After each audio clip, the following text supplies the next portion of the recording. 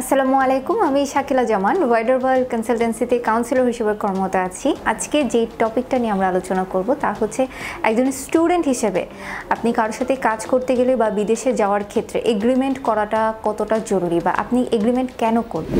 আমরা মূলত এগ্রিমেন্টের মাধ্যমে কাজ করে থাকি, তো ম্যাক্সিমাম স্টুডেন্টের উপর গার্জিয়ানদের এই কোশ্চেনটা থাকে যে আপু এগ্রিমেন্টটা কেন করতে হবে, এগ্রিমেন্ট ছাড়াও তো অনেকে কাজ করছে, তো আমার কেন এগ্রিমেন্টটা করা প্রয়োজন। একটা বিষয় মাথায় রাখবেন, আপনি যখন যে কোনো কান্ট্রিতে আবেদন করুন না কেন, এগ্রিমেন্টটা হচ্ছে আপনার সেফটির জন্য।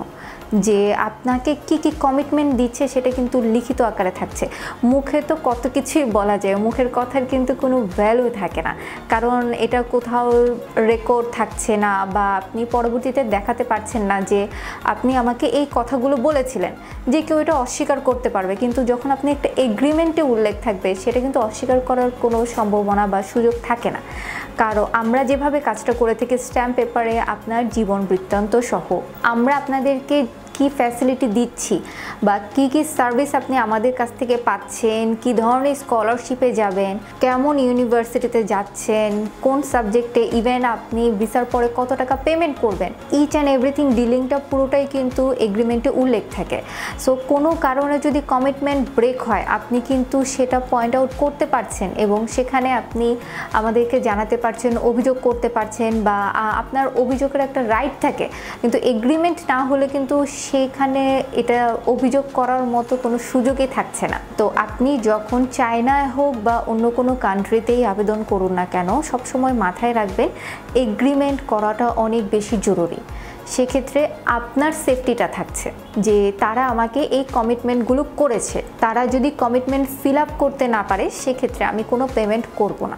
এই বিষয়টা আপনার সেফটির জন্য অনেক বেশি জরুরি। তো চায়নাতে ব্যাচেলর হোক, ডিপ্লোমা হোক বা মাস্টার্স প্রোগ্রাম হোক, আমরা আবেদন করার আগেই এগ্রিমেন্টের মাধ্যমে কাজটা করে থাকি। তো সেক্ষেত্রে সকল পেমেন্ট তারা ভিসা হাতে পাওয়ার পর করতে পারে।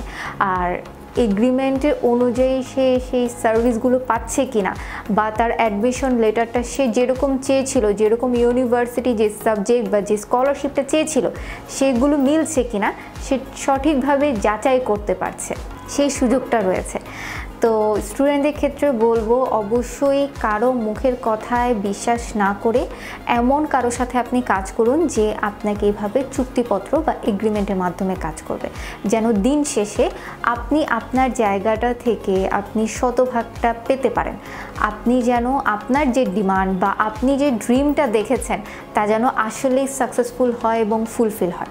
ভালো থাকবেন, দেখা হবে অন্য কোনো ভিডিওতে। আর অন্য কোনো টপিক নিয়ে যদি আপনারা ভিডিও দেখতে চান, সে টপিকটা বা সে বিষয়গুলো আমাদের কমেন্টে জানাতে পারেন এবং স্ক্রিনে দেওয়া নাম্বারে যোগাযোগ করে সরাসরি আপনার কোনো ইনফরমেশন লাগলে সেটাও জেনে নিতে পারবেন।